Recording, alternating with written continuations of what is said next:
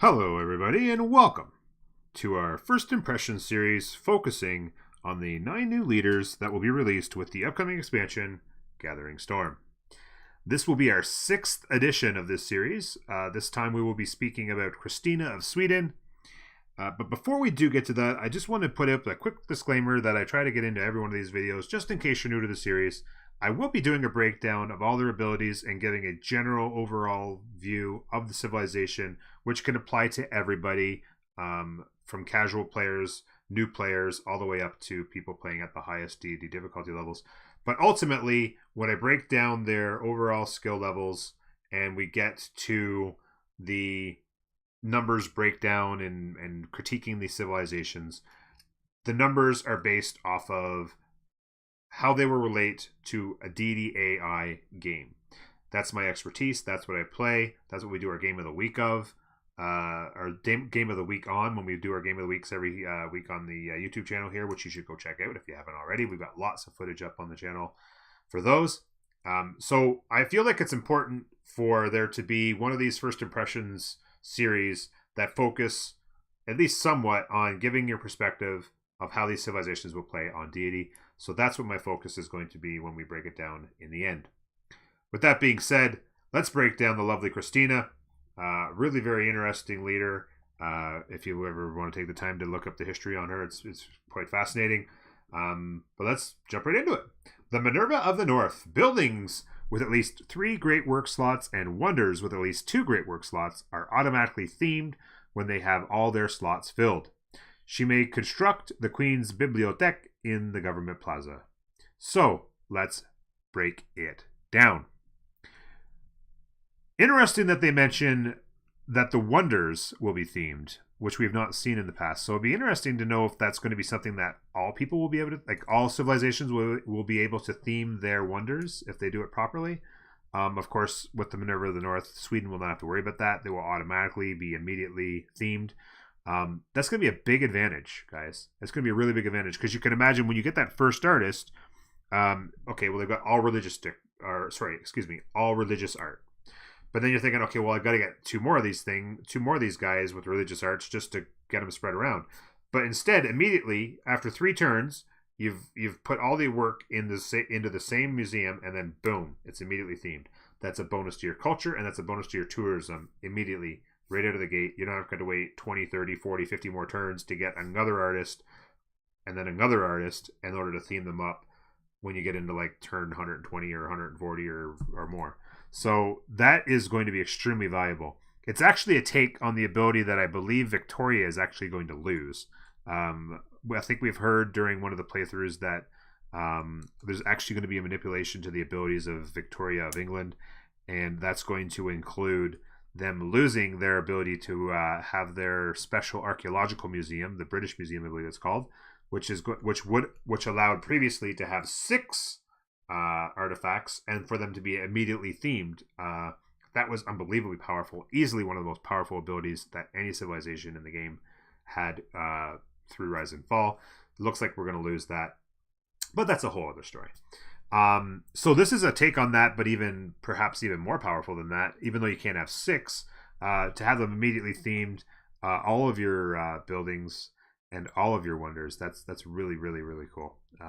This is going to be really powerful to helping your culture early, and as well as starting to gather the tourism from an early perspective as well. And then, of course, the Queen's Bibliothèque in the government plaza. This is actually going to be a level 2 government building. So you're going to have to sacrifice, like, for instance, maybe the spy agency or whatever. But if you're going for a culture game, being able to have this extra building with 6 slots in order for extra work, that's going to be really, really cool. So yeah, Minerva of the North, extremely powerful, guys. Extremely powerful ability on the culture front. The Nobel Prize. As many of you may know, the Nobel Prize is actually presented in Sweden. So this was actually probably quite predictable. We actually predicted this on stream during the Civ Talk show that we do every week on Mondays with the game mechanic. The Nobel Prize we kind of saw it coming the day before, and we were vindicated. So Sweden gains 50 diplomatic favor when earning a great person. This is fantastic. We're not sure exactly how diplomatic favor is going to be exactly translated towards the diplomatic victories. We don't know enough about the diplomatic victory conditions in order to really give it a straight overall evaluation of them. But as far as just getting the diplomatic favor, earning great people, once you get the momentum, you're going to be, and you're doing it, for instance, a culture run, you're going to be spitting out great writers and great artists super fast. You're going to be getting great scientists. Maybe you get some great merchants. You're going to get a lot of great people throughout the game, especially as you get into the second half of the game. And that's just going to be diplomatic flavor just spitting out at you extra. That's going to be really solid. And then, of course, there's also this second part here, earning great engineer points for factories and great scientist points for your universities. So an extra one for each one. So this is actually, I'm not a big fan of the, in fact, most of you know I'm not a fan at all of the industrial zone, although it's probably going to take on a whole new life with the requirements for energy, for power, or whatever you want to call it, for your cities in the later game. There might be a need to build some more of them. So getting these extra great engineer points from factories could come in handy in a certain gameplay, particularly a science gameplay maybe. And then, of course, the extra great scientist points. I mean, if you can spam 12 cities across your land and get yourself 12 extra great scientist points per turn once you've got your universities in there, that's going to be a whole bunch of extra push towards getting those very valuable great scientists in the later years. So that's, again, very, very powerful. And it actually helps on the scientific side of the table, like the first one helped on the cultural side. So very good. And then, of course, having Sweden in the game adds 3 unique World Congress competitions in the industrial era. Very kind of unique and interesting in that this is an ability that can actually have the possibility of benefiting other civilizations, because other civilizations, when these 3 competitions come up in the World Congress, will have the opportunity during this industrial era events to give boosts to themselves. So you're going to want, at least as a human player playing against AI, you're going to be able to prepare for it and make sure you're ready to take advantage of it and perhaps win those World Congress competitions and further your game along.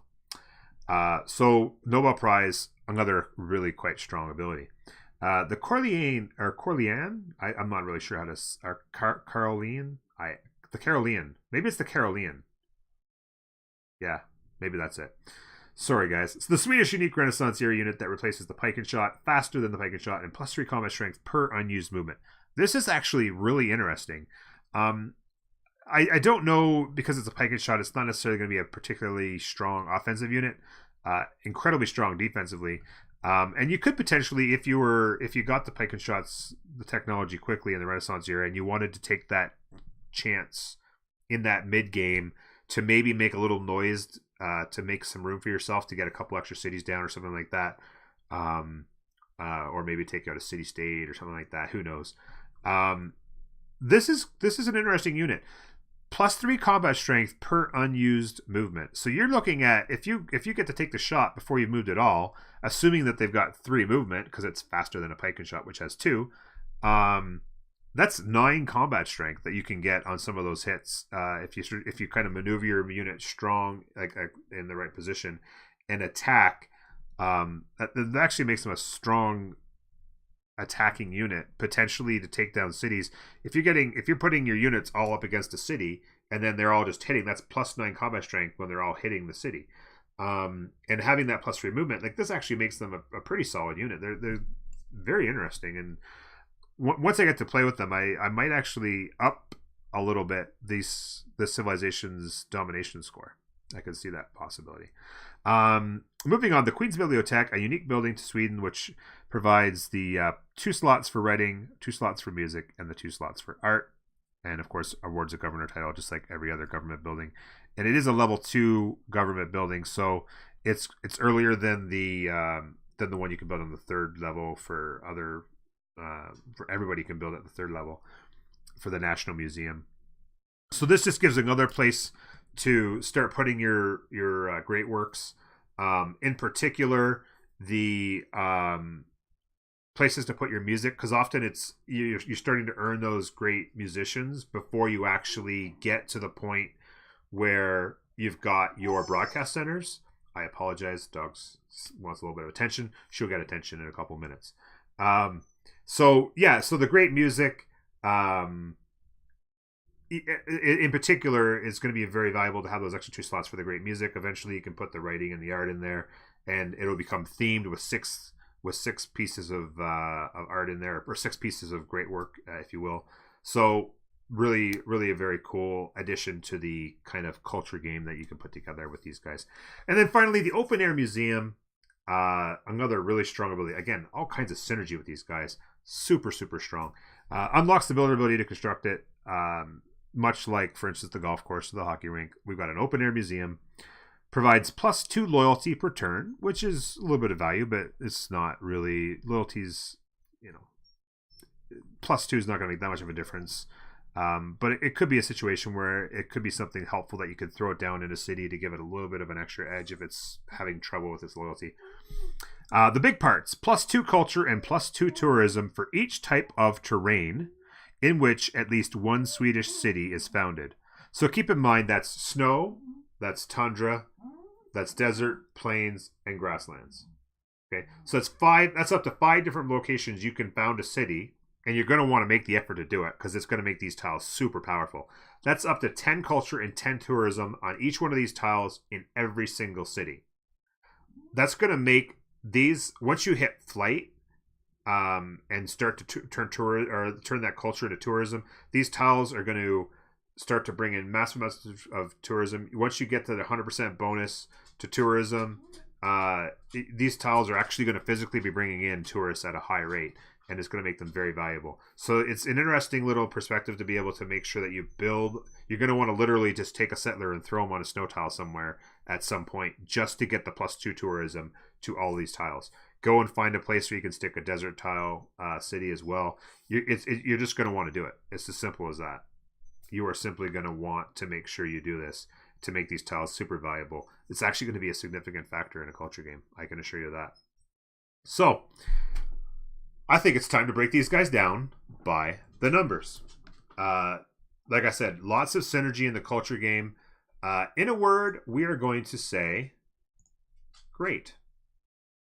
And this is kind of a double entendre here. They are a great civ. They're going to be great to play. I think they're going to be a lot of fun.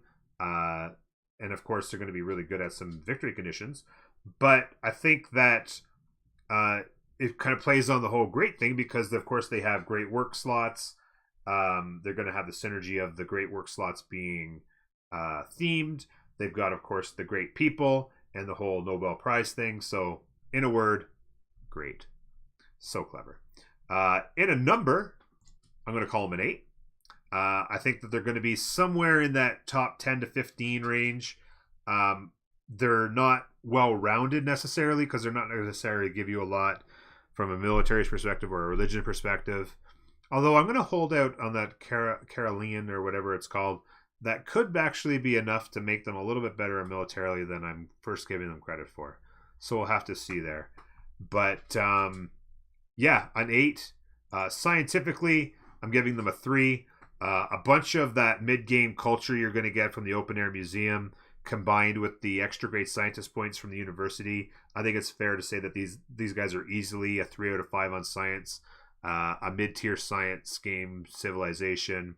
Depending on how diplomatic favor is going to help you in those kinds of games, I could even see these guys going to a 4 out of 5 because the extra scientist points on universities is no joke.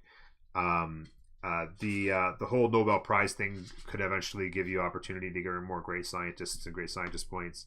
And then you synergize that again, like I said, with the extra culture. Culture is a big part of running your science games, just like science is a big part of your culture games.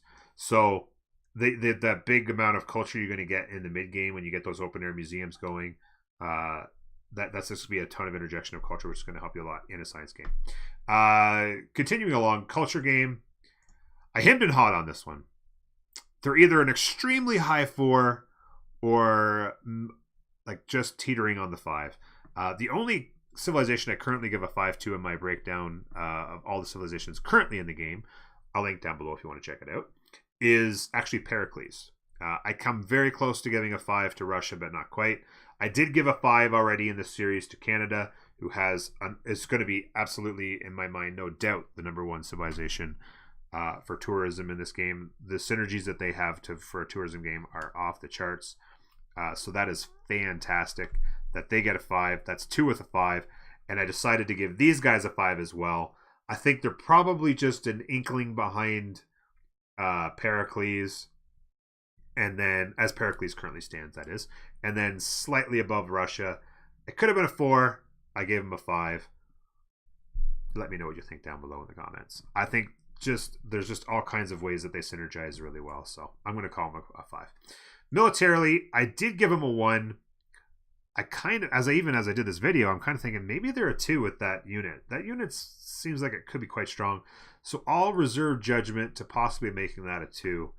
And then religion, they also got a 1 because they really don't have anything that's going to get them any sort of faith or any sort of ability to help them in any religion game. So they're not very flexible. It's science or culture for the most part with these guys. I think their military unit works well towards helping in a little bit of aggression, but not necessarily domination game. But I almost feel like right now I could change that to a 2 out of 5 and be happy about it on military because I think that unit's good enough and comes at the right point in a game where it could actually be quite valuable towards a domination game. Maybe they're a 2 out of 5. I don't know.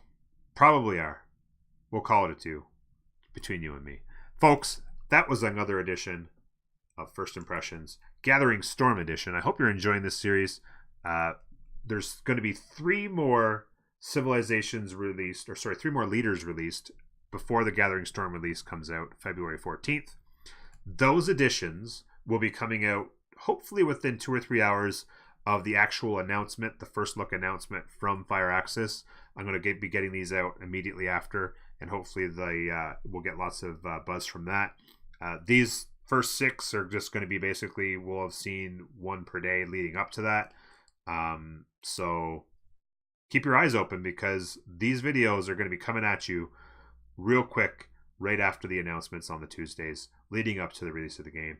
So don't forget to check that out. Also, don't forget to check out the Game of the Week here on the channel. We do them, believe it or not, weekly. And they're lots of fun and great playthroughs. I bring you all the best possible deity strats you could ever find anywhere on the internet. So you're going to want to check those out. Feel free to drop by and join us on Twitch and ask questions and join into the community. Be happy to see you there. But until next time, take care of yourselves and bye-bye.